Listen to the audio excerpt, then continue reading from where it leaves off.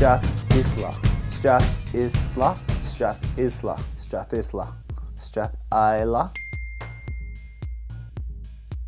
All right, another evening at the Wee Dram, another new bottle. And tonight, not even sure if I have the pronunciation correct. This is a Scotch I'm unfamiliar with. I've never tasted it. Completely new. One of the first things I noticed was that it was affordable. It was priced about $50 to $56, I believe. And that's not a bad price. What do we know? Let's look at the bottle. So Strathisla Distillery, single malt Scotch whiskey. There's a coat of arms on the top. I guess these are the stills with the tops on them. That's kind of a cool little graphic, actually, the more I look at that. Established 1786. That's a really good number. Claiming the oldest working distillery in the Highlands of Scotland. There's some things here, a little history. Like the red, pink, purple here, and then the same here, the blue. I mean, I see how it matches up, and on the white bottle it's striking, but I don't really like this color with the Scotch. It doesn't do much for me.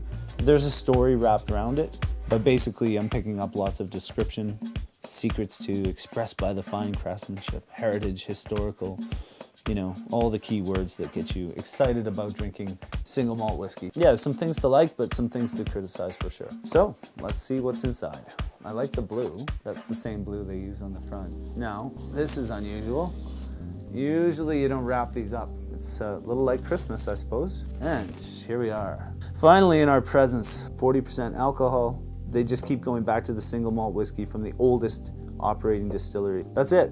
No more description. I think it's go time. Take the crown. Okay, here we go. Pull this round and off the lid. Turn and not bad. Nothing too distinctive, nothing flying out. Yeah, I mean, just pretty subdued at this point. So we'll see how it goes into the glass.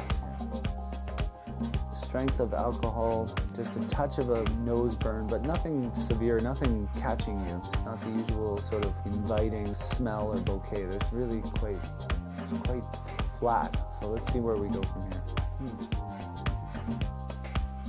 That's not bad. Okay, definitely more fun to taste. Let's maybe go one more try here before we try to really bring some understanding to this experience. The initial taste is light on the tongue, light on the initial entry. As it sits, there's a nice, easy flavor. It's nothing dynamic, it doesn't really go anywhere. It doesn't sort of ebb and flow. It pretty much stays consistent. That being said, it's enjoyable. It's warm. It's, wouldn't say delicious, but very comforting. But it has a bit of a charge right as you finish. It's the most distinctive quality. And as I said, easy to begin, easy as you taste. As you drink it down, there's an explosive moment where it kind of gets exciting and it kind of hints at something strong. And then it pretty much just goes. I think it's neat to drink something different. That's, you know, because this is very different from the Tamdhu. It's very different from the Dalmore. It's not, I can see why it's in a different price category. It doesn't have nearly the strength of characteristics that those two do, and nor does it have the sherry too. So in some ways I actually like this like just a little bit more in terms of character, because it isn't sort of flatlined by the sherry. And that's an opinion. That's something that I'm noticing. And when I say flatlined, it sounds like it's a bad thing. Sometimes it's nice to enjoy those just mellow sherry drinks. They're really good, but that's not all there is to it. On first taste, it enters easily, so you know, you wouldn't be scared to offer this to somebody and think that maybe they would never drink whiskey again as a result of, you know, giving them a Talisker or something that just blew their minds, right? At the end of the day, they put a product out that's affordable, and I appreciate that. If for that alone, I'll probably pick it up again. And to maybe serve it to people that are less discerning.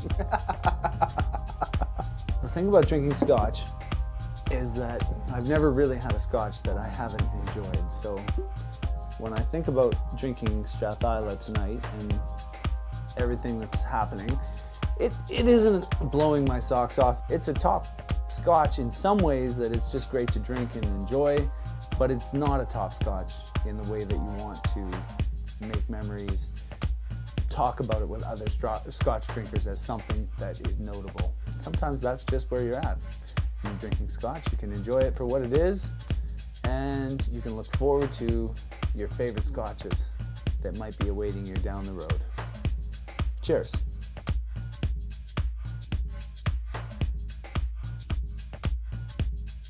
Ooh.